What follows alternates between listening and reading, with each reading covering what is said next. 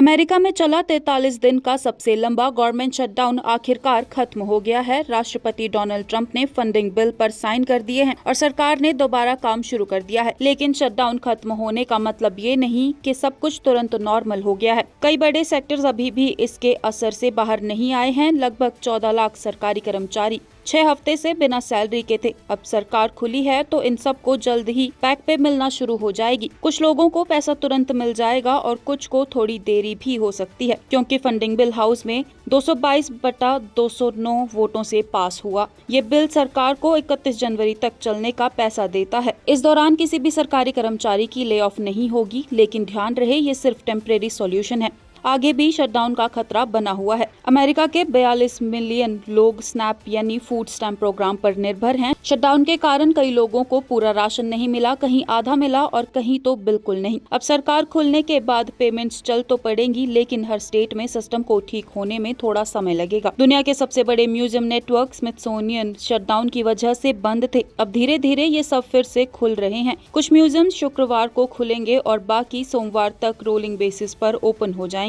Shutdown ने सबसे ज्यादा असर एयर ट्रैवल पर डाला। एयर ट्रैफिक कंट्रोल्स बिना सैलरी काम कर रहे थे, जिसकी वजह से डिलेज, कैंसिलेशंस और अव्यवस्था बढ़ गई। FAA ने फ्लाइट्स में 6% की कटौती की थी और इसे हटाने में थोड़ा वक्त लगेगा। एक्सपर्ट्स का कहना है कि थैंक्सगिविंग ट्रैवल पर भी इसका असर हो सकता है। नेशनल पार्क्स खुले तो थे, लेकिन स्टाफ कम होने की वजह से सफाई, मेंटेनेंस और सर्विस लगभग ठप रही। अब पार्कों को ठीक करने में महीनों लग सकते हैं। IRS यानी अमेरिका का टैक्स विभाग शटडाउन में आधे से ज्यादा स्टाफ थोड़े दिन की छुट्टी पर था। इस वजह से रिफंड्स रुके रहे, अपॉइंटमेंट्स कैंसिल हुए और काफी काम पेंडिंग में फंस गया। एक्सपर्ट्स का कहना है कि इससे 2026 का टैक्स सेशन काफी अस्त व्यस्त हो सकता है। अक्टूबर और नवंबर की जॉब्स और इन्फ्लेशन रिपोर्ट शटडाउन की वजह से नहीं आ सकी। व्हाइट हाउस का कहना है कि ये डाटा शायद कभी रिलीज न हो पाए। बिल पर साइन करते हुए ट्रंप ने डेमोक्रेट्स पर आरोप लगाया कि उन्होंने इलीगल इमिग्रेट्स के नाम पर देश को एक्सटॉर्ट करने की कोशिश की। ट्रंप